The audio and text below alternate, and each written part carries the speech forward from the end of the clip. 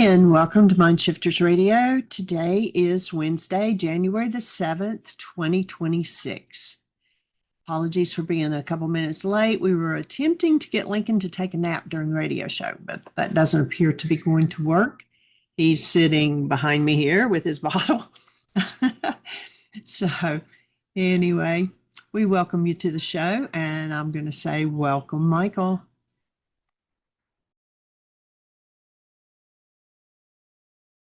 Thank you, dear heart, and welcome, everybody. Honored that we're here, that we get together once again to refine every skill we have, to make use of every tool we have, to stand in willingness, to really, truly face whatever we need to face our lives from the perspective of conscious creators. So our topic this week, and well, we'll see how long the conversation lasts in that regard, but on creating consciously. How are you ladies doing? Anything exciting to report or anything to share? Miss Susan, I see you have your microphone.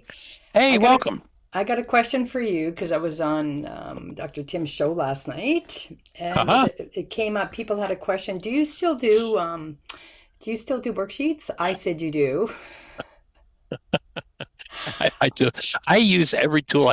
It's interesting. Yeah. People who've never developed a tool in their lives have no idea of the blood, sweat, and tears it went through for me to develop every worksheet. And every worksheet is a product of an experience. That's why it works. Because it did get into the worksheet unless it worked. Yeah. But of course, if you can find a way to pick a hole in somebody, hey, go for it. All I said, because they just asked a question. So I said, I'm sure he still does worksheets. I mean, in fact, I believe he still does worksheets. And I said, I'm just going to ask. So you just confirmed what I already knew. I still use every tool I've developed over the last 60 years. And I invite everybody who doesn't to pick them up and really make use of them. Yeah. And you know what I found? Do you know how what did you find? You know how I said that I have this protection over you, and I don't, I'm like, what the heck is that? Like, I really feel, I don't know how to describe it, but it's there. So, and there was a bit of a discussion last night, and I realized this morning, and I'm still unraveling this somewhat. So with my mother being and if I feel she's in a position of, I don't even have language. Maybe I have to hold off on it because I don't quite have language for it yet. But there's an element where I feel like someone needs support as they work through their stuff, right? That they're not in their wholeness. I'm just going to say. Don't we all? Yeah. And then wanting to, like I do, and Andrea and I have talked about this, wanting to, it's almost like guard you. This feeling of guarding you while you're coming in your own journey to doing your own truth and finding what's in denial or whatever. That's language, but this really need to protection, that must have been my mother also. As a kid. Interesting. So her not being safe, or I felt my perception that she was not safe to find her own way. And I can feel that even as I'm talking about it now, that I likely probably did act as an in-between and guard, and I've seen that where I got in the middle and may have got beat. So that's going to be an interesting one to unravel. Well, my thought is that if it comes from protection, let's do some work on it and let the protection go. Yeah. And if it comes from, there is a place in the crazy world as it is, where having each other's backs is a really powerful, positive thing. Yes. And people who haven't dealt, and this is, what we're talking about, what we talked about yesterday, is these unconscious Uta brain cells that fire and incline us in a direction. And when the Uta brain cells fire and incline us in a direction, sometimes it's easy to just fall into the flow of the old brain cells of the blame game. We're going to find somebody to blame. And I'll just put forward this thought that when somebody else isn't there and they're being discussed, it's called gossip. Yeah. And it wasn't one of the things the world needs to put an end to is gossip. Yeah, and it wasn't gossip. To be honest with you, it was just we were reviewing. It was just to review what was already done, and then I just gave my position on it. And so I'm the one that brought up about that I have this need for whatever reason. So when I got this insight this morning, and I sense, and even just so you know, Dr. Tim also said exactly what you just said. not open to gossip and like that. It's not. And if somebody else wants to hear it, but not in his show. So anyone that even inclined to go there, it was shut down. So I just want to say that piece. And but yeah, so it gave me this insight, and I want to let go of that because it's coming from a place of, as I'm sitting with it in my energy field, it is protection based, that like I need to protect you. It's not coming Based from in a fear. place, it's based in fear. So then, yeah, Yeah. so how So let's beautiful heal the that I fear. get to unravel it. Yeah, and then do a, so what would be a mind shifter on that? Can you help me with that?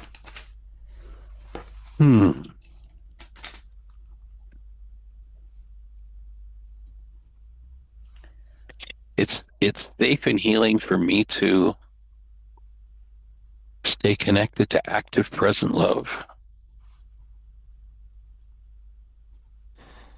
even if those around me are under threat. Mm. Is that joining to your breath? I can feel my mother Yeah. really strong, Mhm. even when under threat. Okay. Yeah. Thank you. And a lot of times with threat is there, because we have generations and generations, the response to threat is fear. And so that's pretty natural and, just another layer to be cleared out.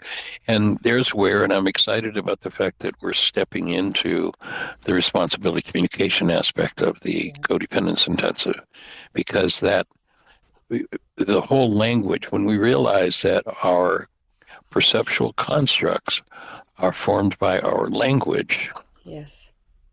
then we get to clean up our language. And it's interesting. I go back to some times over the last year or so, I've been using AI somewhat, and how often AI comes back with projection language. Yeah. And I had one conversation with AI a while back when it came up with all this defensive and protection language as well. Maybe you want to go back to your programmers and suggest some therapy for them, because they've set you up as a believer in this one world universal religion of blame, and language of blame, refusing responsibility, leaves us vulnerable to the insanity of the past, instead of, oh, I can be responsible for the past that's in me. I can own it. I can move through it and not have to create out of it anymore. And that, I think, is an awesome gift of the work.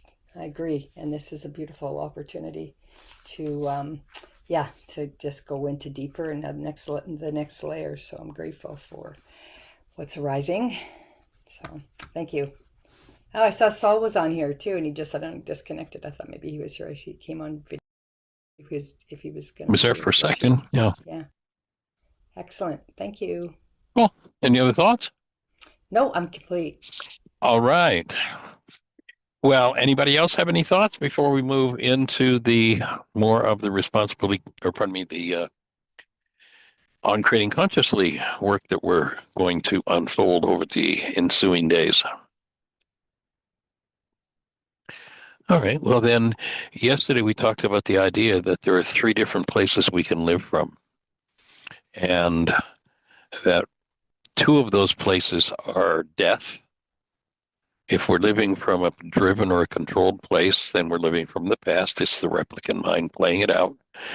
And there's only one place that an original life is lived that isn't a replica from the past, and that's the inspired life. And it's interesting that the word inspired has to do with breath. And that's the only place that an original life comes from. The other 2, the driven and controlled, come from non-being, and they're a reflection of brainwashing. So only one is alive. So yesterday we talked about the driven life and the Uta brain cells, and how people in that mindset usually will say things like, well, I did that because I felt like it. We're going to suggest that you never do anything again because you feel like doing it. You do what you do because you consciously, with awareness, choose to create out of that energy. So the last thought we ended up with yesterday was the idea that one needs to heal the addiction of being run by these unconscious urges rather than run from conscious awareness.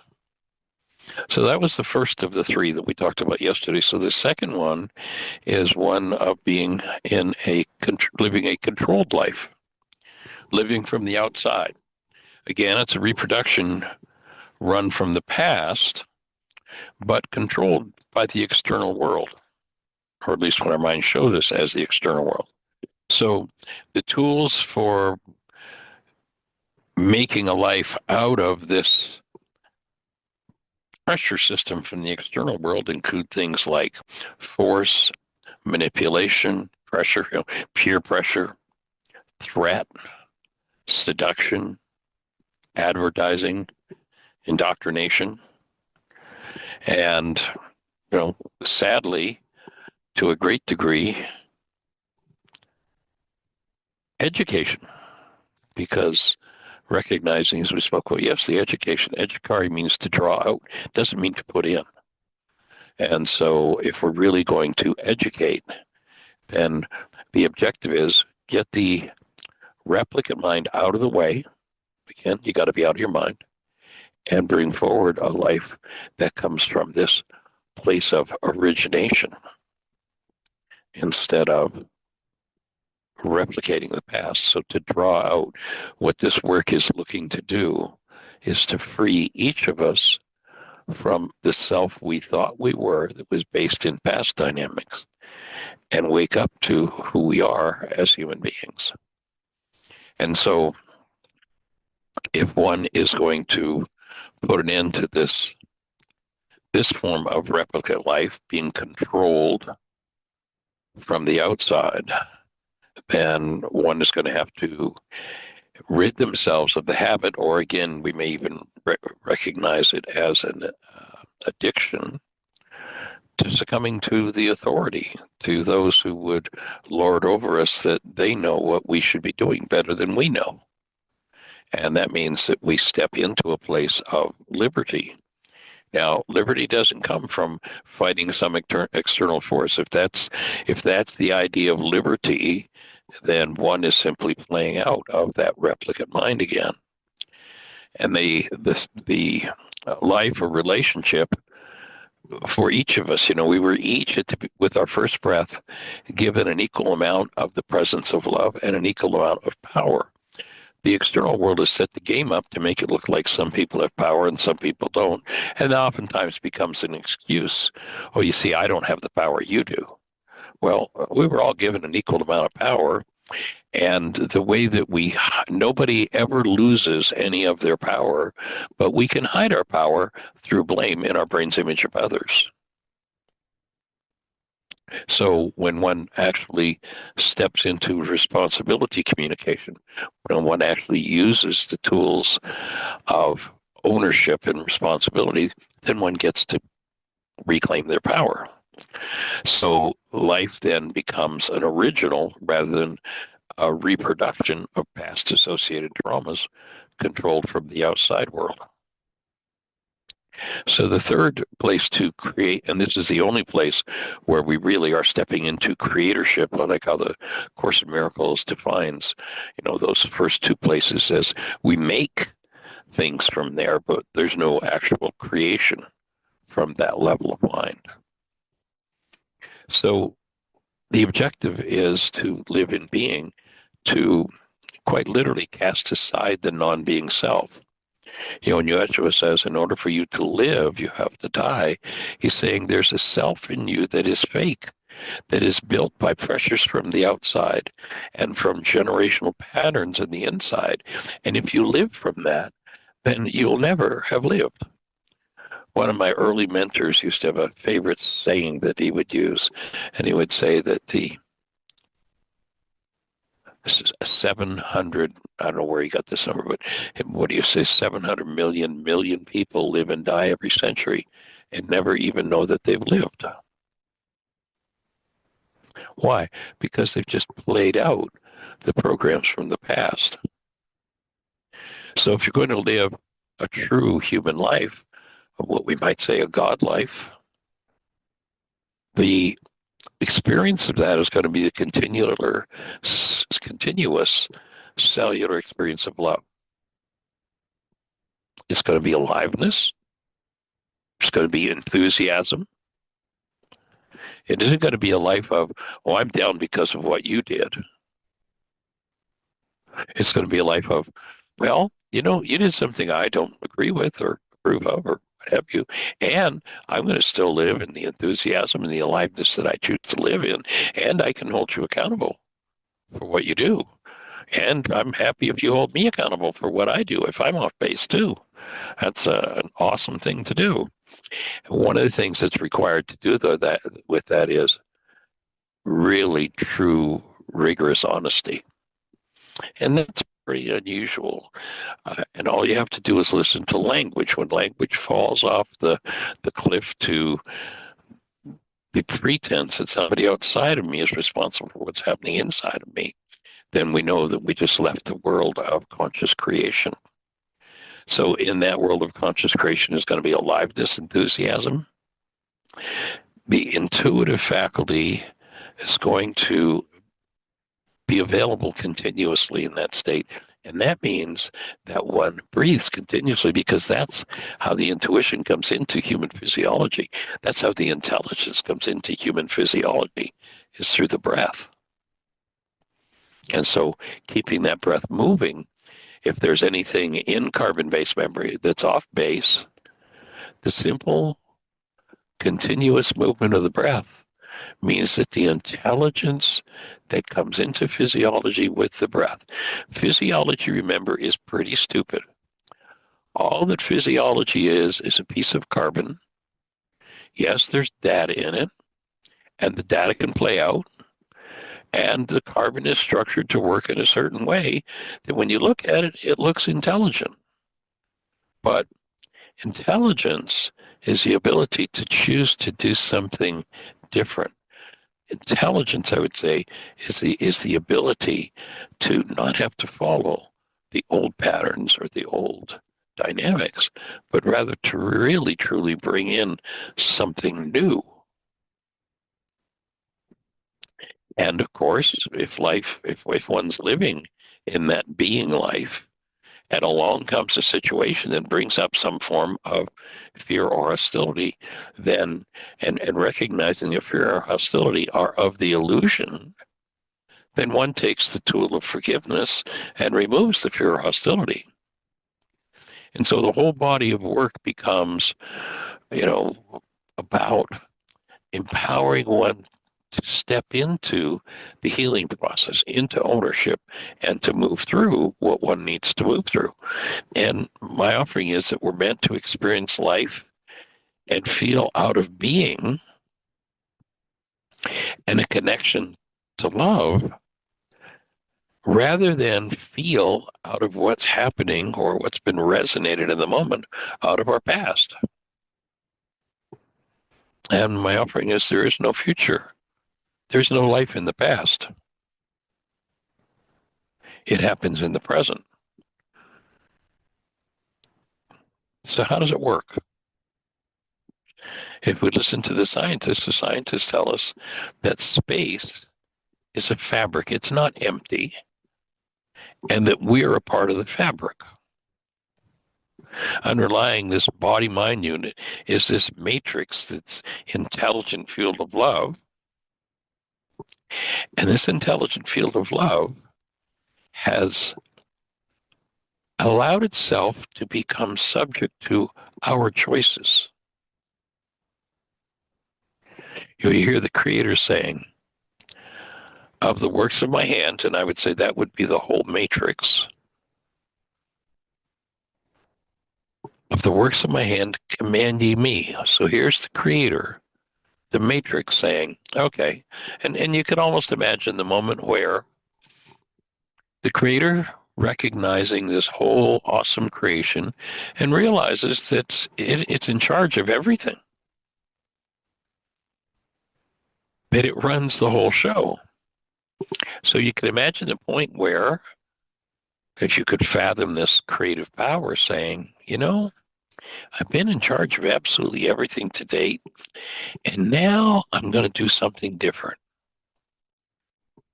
I'm going to turn over to one aspect of this creation I've made the ability to originate, and I'm going to refrain from interfering.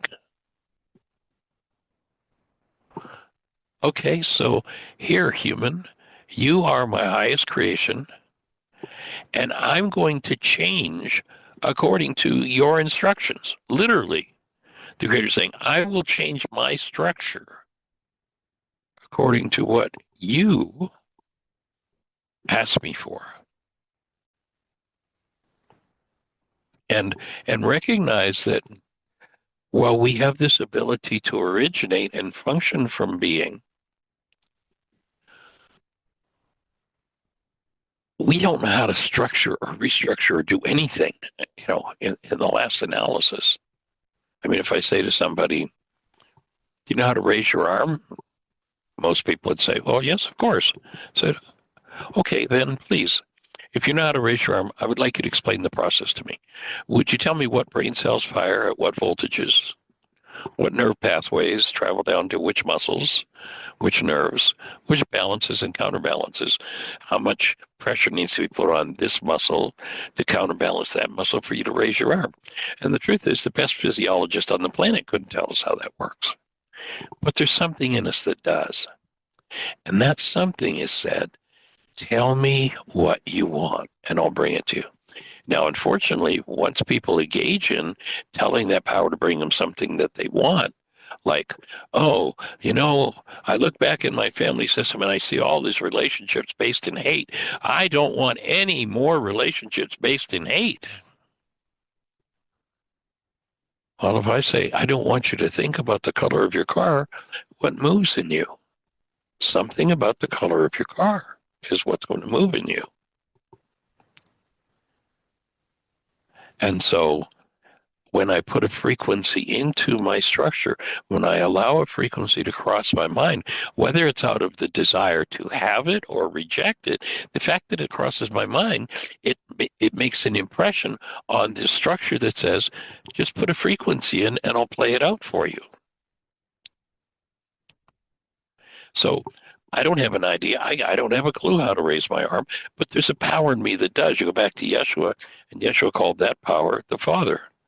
And, back 2,000 years ago, this was probably a pretty radical idea that was not understood by his followers.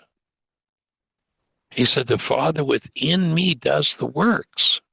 Now, there were, to a great degree, especially when the Greeks came in, they actually believed. This is kind of crazy that the Greeks brought into the physics understanding of the world that Yeshua had. They believed that stars were held up in the sky by angels' wings. And there was an evil force for this thing they didn't like, and a wondrous force for that thing, and it was all in the outside world. Yeshua said, no, it's the Father in me, the Father in you. And when you realize the way that thought works, David Bohm really did a lot of research, physicist from back in the 50s, 60s, did a lot of research in both the arena of physics and psychology. And he points out, he says, we haven't really paid much attention to thought as a process. We've engaged in thoughts, but we've only paid attention to the content, not the process. Here's the process. Engage in a thought, you just ask for it. And it doesn't matter whether you engaged in it, creator, out of the fact that you want it or you vehemently reject it. The fact that you've allowed it to occupy a space in your mind changes the fabric of the universe in which you live, move, and have your being. And part of that fabric is your own body. So if you remember from the idea of an energy system, relative to any integrated energy system, there's that which lifts the system up and that which tears the system down, the integrative and the disintegrative. If I bring a disintegrative energy into the fabric of my field, then wherever I store that energy in my field, I create disintegration. If I bring an integrative thought in, I create higher states of integration. If I recognize that I brought a disintegrative thought in and I'm using language to blame somebody else for it, then I can't take hold of that and throw it out. So I'm going to tend to suffer the effects of whatever that anomaly is. So when David Bohm says, pay attention to the process of thought, he's saying, understand what thought's doing. Thought, I'd offer, if we go to the opening words in the book of John, as I spoke about yesterday, in the beginning was the Word. No, that's not what it says. It's in the beginning was the mind energy, and the mind energy became flesh. Mind energy reflecting a thought. So the fabric of my physiology is going to respond and change its structure according to the thoughts I use. And this is the process of thought. And the quality of my process of thought determines literally the quality of my physiology.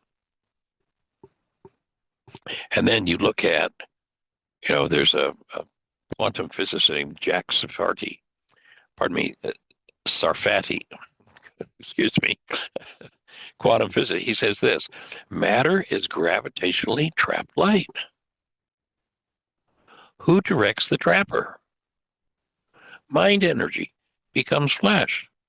Your thoughts. That thought literally becomes, as we spoke about yesterday, a neuropeptide. And ultimately, I would offer that we need to live in a state of breath where we can originate mind energy.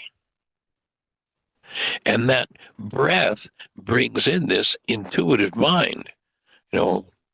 Einstein acknowledged this intuitive mind, which he said 90% of his work as a physicist. And remember, he didn't have a lab to even work in. He did this in his mind. But he said the intuitive mind is a sacred gift.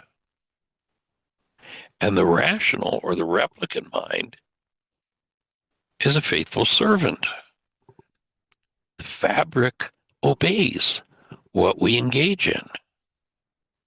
And Einstein says we've created a society that honors the servant and has forgotten the gift.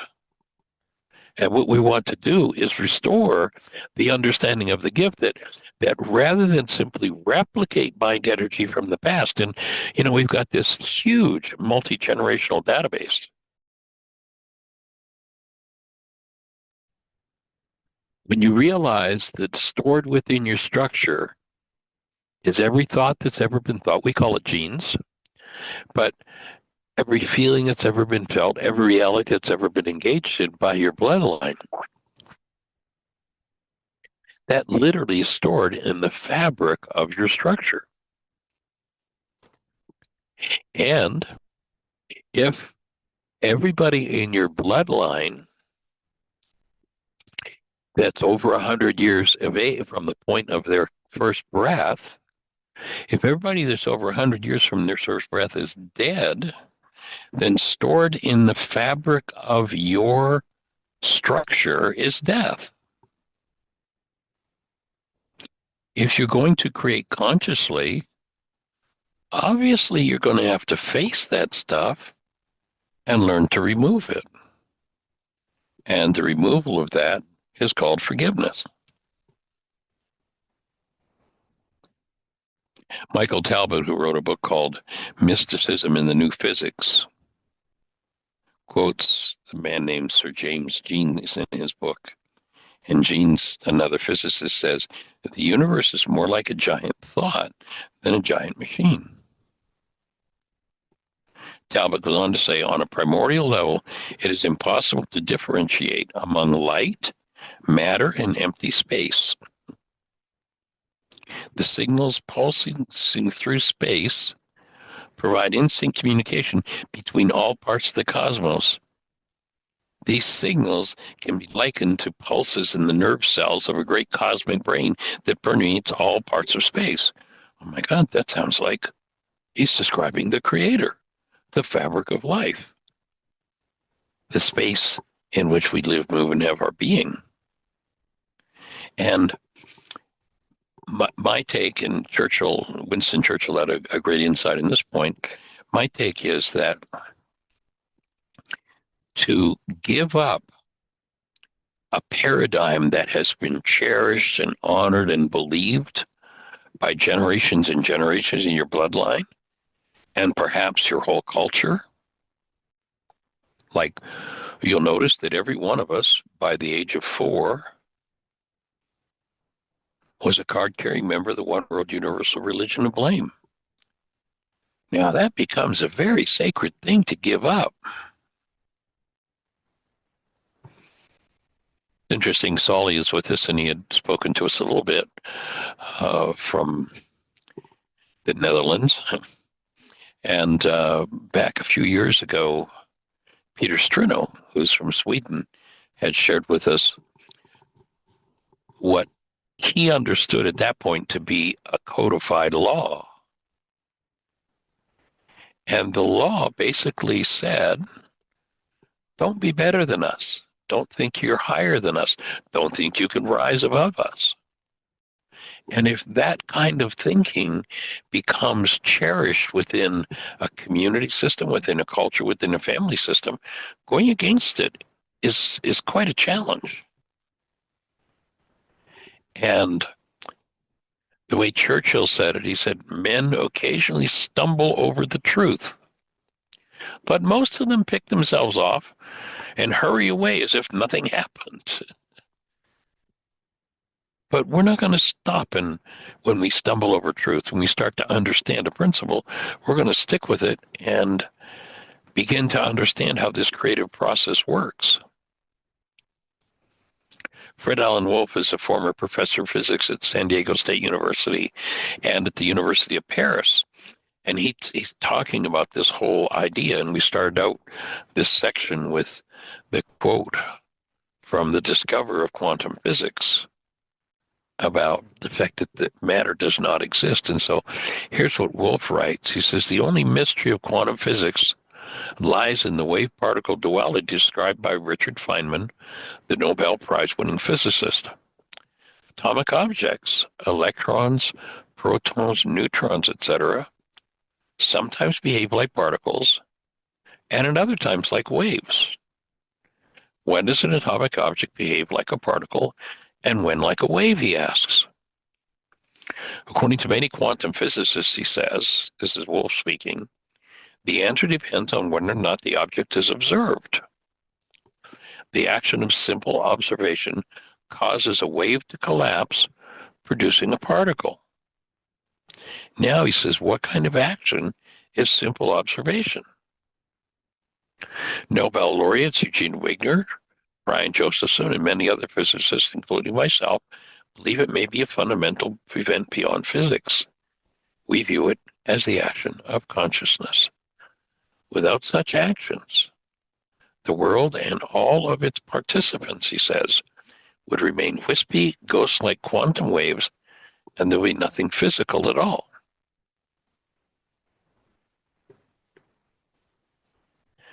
So when you start to realize that we live in this energetic world, and then we have a huge amount to say. Now, if you're unconscious, and you're living out of the inertia-bound mind, 1,000 generations that have died before you, which means millions upon millions have died, and there's a reason they've died. The reason they've died is because in their quantum field, there were energies that did not support life. And when those energies became the predominant resonant energies within the field, then the structure, what was called the organic structure, started to fall apart. It started to appear to catch diseases and die.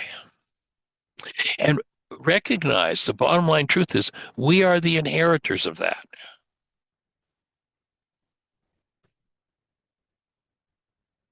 Would you like to live a disease-free life? Would you like to eradicate death? Well, I'd offer that probably all you need to do is face and forgive. Remember, if your tradition is you live in the language of blame, somebody else did it to you, this is going to be doubly difficult. Because what you're going to have to do is face and remove everything that has ever killed anybody in your bloodline. Every thought, every experience, every reality structured by a mind in your bloodline that was of a disintegrative nature stored in your physiology is going to kill you unless you choose to step out of the blame game, take responsibility, and whatever surfaces, however subtly traumatic or painful, horrible, hateful, sad, grief-stricken it is, to take a breath and go, oh, I can choose to language responsibly for this. This is mine. Rather than, oh, you gave me the look and you made me feel bad. Excuse me, if I gave you the look and quote unquote bad feelings came up in you, you probably just touched into something that killed somebody in your bloodline. Maybe if you actually took responsibility for that, instead of thinking about how somebody else did it to you, you could be undoing that energetic pattern, removing that energy of death, and one step closer to living totally and completely disease-free, because that's what we're designed for. Disease is not a natural condition. You go back to the physics world of the Old or the New Testament, and you hear them, here's the Creator saying, of the works of my hands command ye me, and they inform us where and how death began. They said, with man, death began. We made death up. But whenever a death-producing frequency comes up in someone who's a card-carrying member of the one world universal religion of blame, they got somebody to talk about out there and how it's their fault. And look how you made me feel. And look what you did to me. Rather than, oh, gee, I just realized you presented an energy that resonated in me. Whew. Something that could possibly kill me. I think instead of ignoring it and pretending it's your fault that I'm experiencing this, I think I'll actually step into learning a language of responsibility and ownership for what moves in me. And that person can then take a hold of that sucker, that frequency, and ditch it, get rid of it, be freed of it.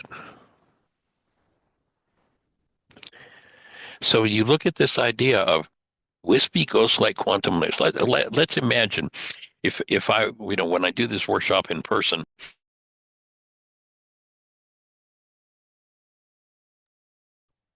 I have my whiteboard, and of course I've got a variety of colored markers. So let's imagine at this stage in the workshop, I'm standing in the front of the room, and I take my red marker and I draw a wave down the board in red. And I take my blue marker and I draw a wave, and I take my purple one, and I take my yellow one, and I take my green one, and I take my indigo one.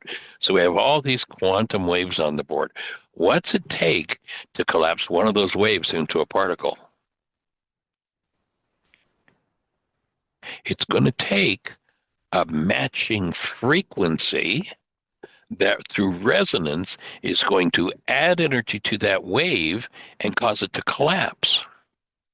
So let's imagine, so I've got all those lines, all those wavy lines on the board, and then I draw, my stick man I'm known for. I draw my stick man on the board, and I draw in the head space all the brain cells.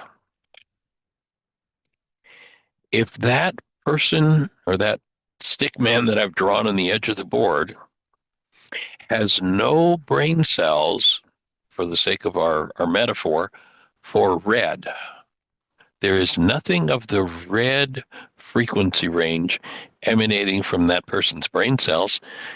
Can the red wave I've got on the board over there collapse in response to him? No. If there's nothing green, using it as a metaphor, if there's nothing with the frequency we call green, can that green frequency collapse within its structure? No. Purple, blue. What are the main frequencies in this person's brain cells? Yellow. So now recognize that energy is motion, and everything that moves creates an energy wave. So if my brain cell structure is filled with the frequency yellow, then the composite energy, imagine that, here's this stick man, but it's a human energy field. And because the predominant resonant frequency within that field is yellow, it emanates a frequency that matches yellow. Now, the frequency that matches yellow, you're looking at the board right now, crosses over the red frequency wave. Can it do anything? No. Why? Because there's no resonance with red. It passes green. It goes through purple. It goes through orange. It goes through, and then comes to the frequency or the wave pattern of yellow. And what does it do? There's a thing called resonance. There's an energy exchange. And all of a sudden, in the presence of that person who's, again, for the sake of our metaphor, whose brain cells are all tied to yellow, that yellow wave collapses, and that's what produces physiology. And so once again, that's with that, I know we don't have the visual, so it's perhaps a little more difficult to cap.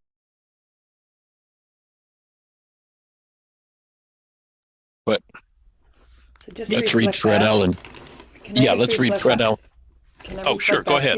Well, I'll tell you what, before you do, let me just read Fred Allen Wolf, and I think that'll, okay, so once again, the only mystery of quantum physics lies in the wave-particle duality described by Richard Feynman.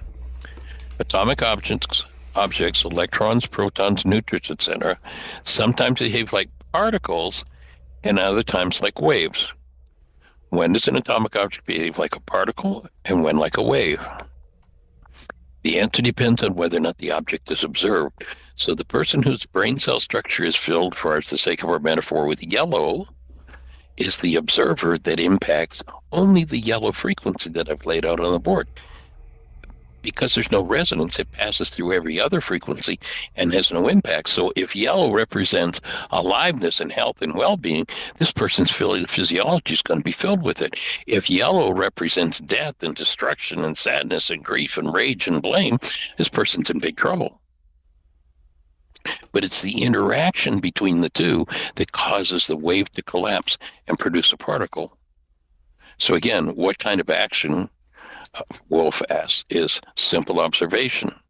He says Nobel laureates Eugene Wigner, Brian Josephson, and many other physicists, including myself, believe it may be a fundamental event beyond physics. Without the actions of consciousness, the world and all of its participants would be wispy, ghost-like quantum waves, and there'd be nothing physical at all. So we're talking about an interactive world, and the predominant resonant frequency we hold is what causes literally the waves to collapse that produce our physiology. And of course, we hold a whole genetic history. Therefore, we hold the diseases of our genetics, and we hold the capabilities and the wondrous things of our genetics. And this work is about, well, let's get rid of the garbage and let's play from the truth. Go for it, Susan. So I'm looking at it from a soul perspective, and coming into a family system. Yes. So if we're sitting as potentiality and just sitting in consciousness, and then in order for that consciousness to collapse into form, as you said, at the various waves, you put it in the color banding of frequency, but so even if we held that, we're going into a certain waveform of a matched resonantial field of the family system that we got. Yes. Okay, and then within that family field, we came in, collapsed into a physiology, which held in the cellular memory are all the energetic patterning of the database of the non-being mind of the family system that created it. Is that fair? Is that? And the being parts as well, the wondrous things as well. And so that's then the chooser becomes, so we're going in, and now those of us here on a call like this, and in this grouping, we have a higher level of already, I believe, spiritual brain cells, because we would have likely done this over many iterations of lives.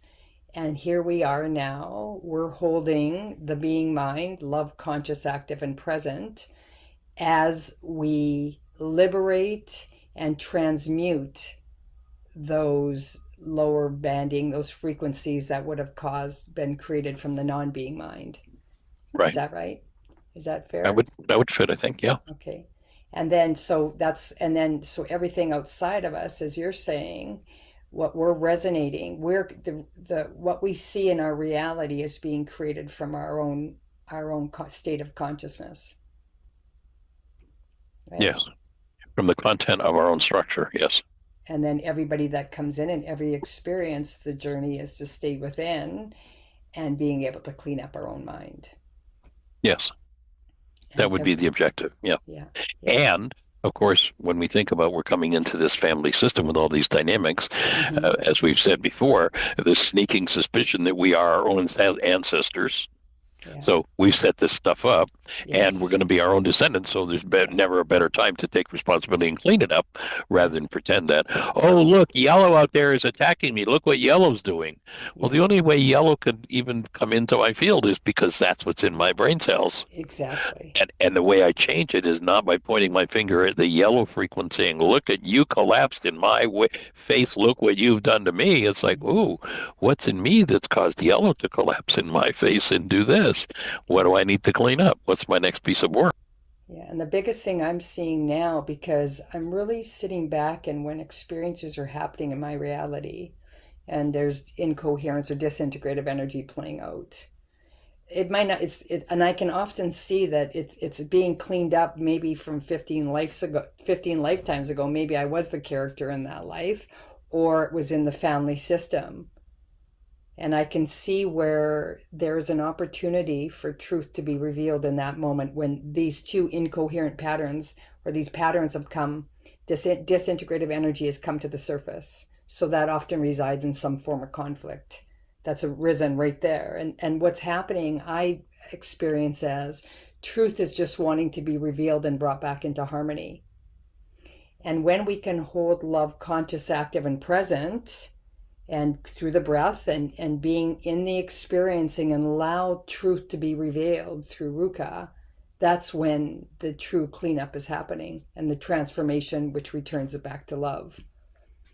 If we're still holding on to any incoherent patterns in our own field, and obviously operates as denial and dissociation Yep. of any kind, The then blame game. that doesn't get cleaned up then, and then it's going to come back again because we're here Yeah. to do the cleanup. There's a book about that. Yeah. Why am I doing this to myself again? And that's why what you were saying, having those of us, at the beginning of the call, what I talked about, and having, us to be reflectors to each other, because we can't see always what we can't see. When we're in our own denial patterns and our own blockage of truth, we cannot observe it because our non-being mind has us convinced of a truth that isn't true. And can we have enough willingness and trust?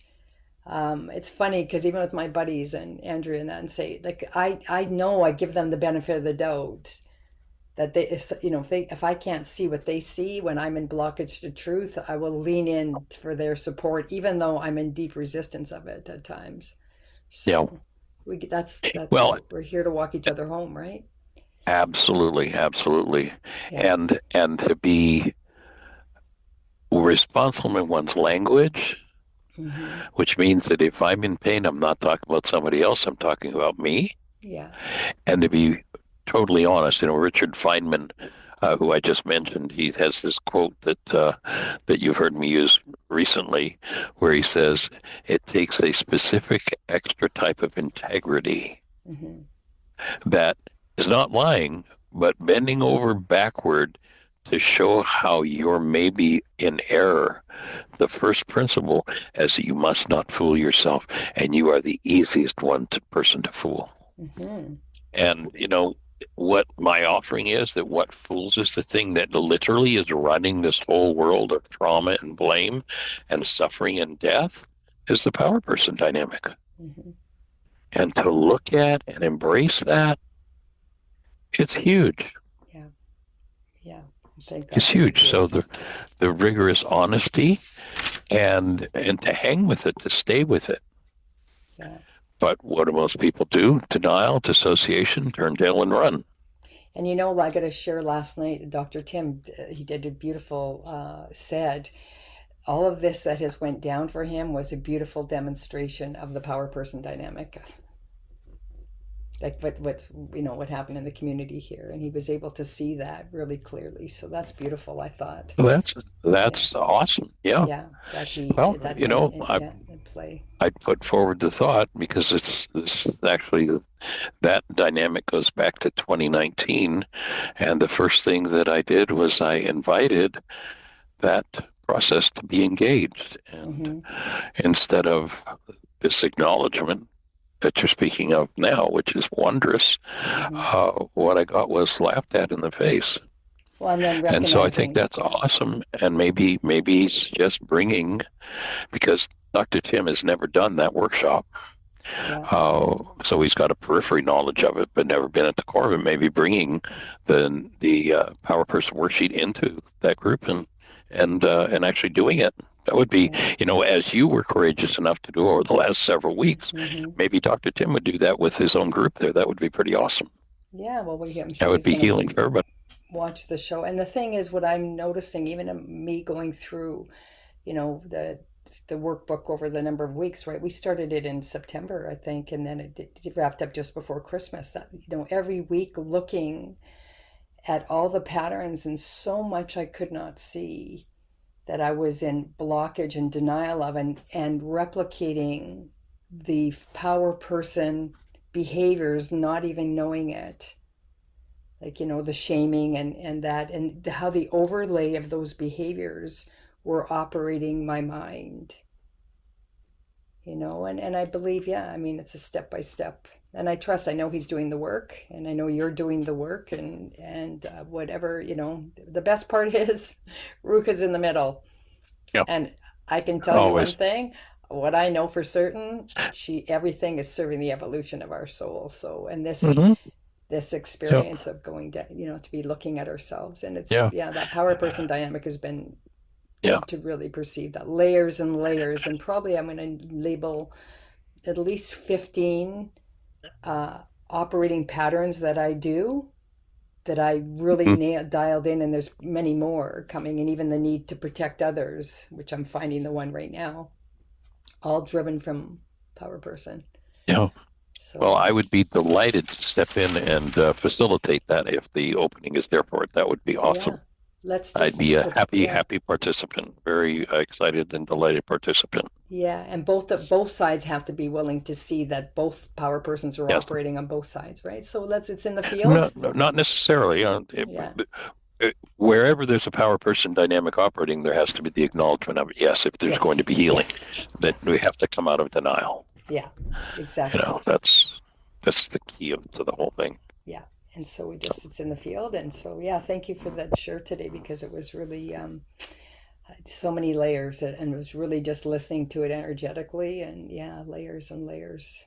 And it is, we're collapsing potentiality. So the storyline that's even playing right now, even with every one of us in this group, and everything that's happening, and what's up for each of us with just recent events that happened, we have called that in equal to our own resonance, to Yes, however we're perceiving it. Do you understand? So and it's, and wherever yeah, any form of hostility or fear comes yeah, up, boom, there you go. yeah, That's the simple. Am I holding my breath? Is there hostility and yeah, fear here? Then I have a piece of work to do. exactly. And it's been a So beautiful, so many gifts for me to go deeper in how I show up in the world. So yeah, well, that would be exciting. I would be excited and delighted to be part of that. yeah, let's hold it in the field with love. Yay. Cool, Okay. awesome. All right. Well, we've got lots of material to cover yet, but I would like to just, since we're down to just a few minutes, see if anybody has anything to bring in, anything to add to the conversation, anything to question, anything to affirm, an experience to share. If so, push that mute button.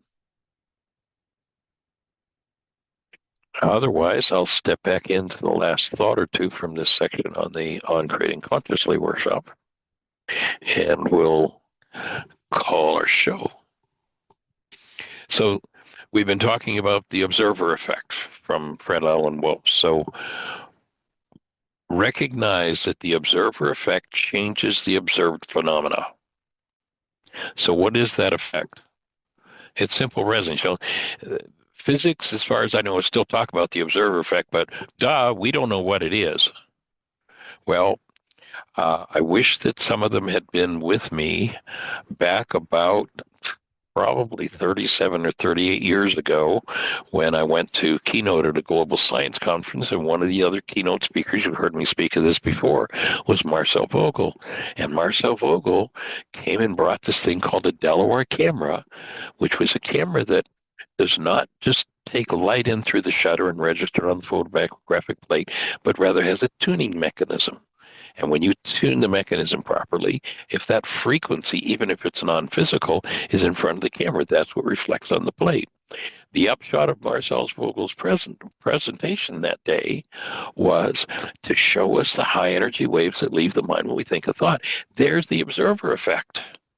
Again, go back to my board. I have this person whose brain cells are all yellow.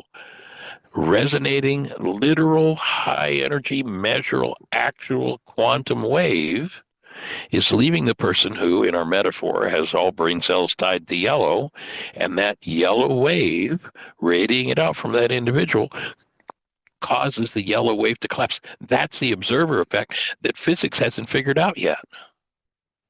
If you hold it in brain cells, then you are the cause of that wave collapsing in your presence. And that's why the geographic cure doesn't work. Doesn't matter how far you run.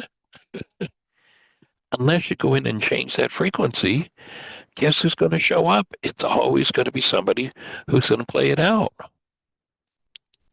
So the observer effect is simple resonance.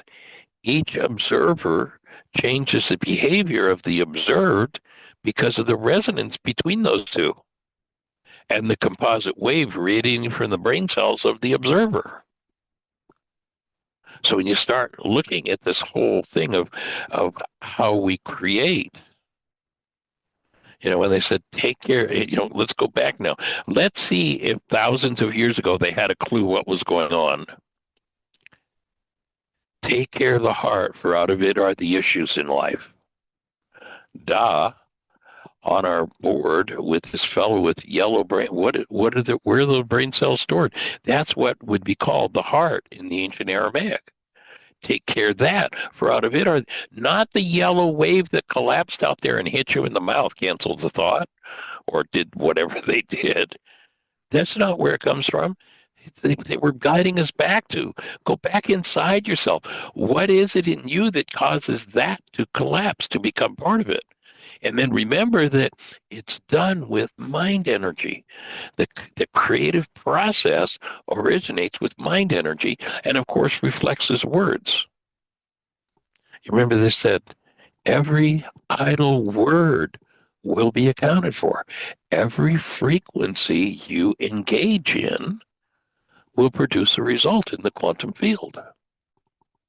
If you blame the result, then you dissociate from the cause that needs to be forgiven if that's what you want to get rid of. And what do those who were raised in the one world universal religion and blame church say? You made me sad. You made me angry. You. Yes, I have all this pain and trauma in me, and it's all your fault. Excuse me. If you're in pain or trauma, if you're restricting your breath, stop. Let go of all of the sensory information you've got. Take a breath and go inside. I get to breathe into what's going on inside of me. And when I do, I get to access what doesn't belong. If I'm holding my breath, then I lock that energy in carbon-based memory into carbon-based memory, and it's not going to just impact me as it's impacted my generations, but it's going to impact my next generation and the next one and the next one and the next one. When I become available to the breath, then rather than carbon-based memory just running the program, I literally, by bringing in my breath, expose that disintegrative energy to the active presence of love and intelligence. and it changes. Can I And just that's where it all fits. Please go for it. Yeah, one thing that just came, I'm just as you're typing, I'm just going into, of course, ChatGPT, and I loved how they worded it, divine love, because that's holding that in coming into the current of Ruka. And when we get to hold that, they define it as a harmonic modulator. Yeah, that would be it.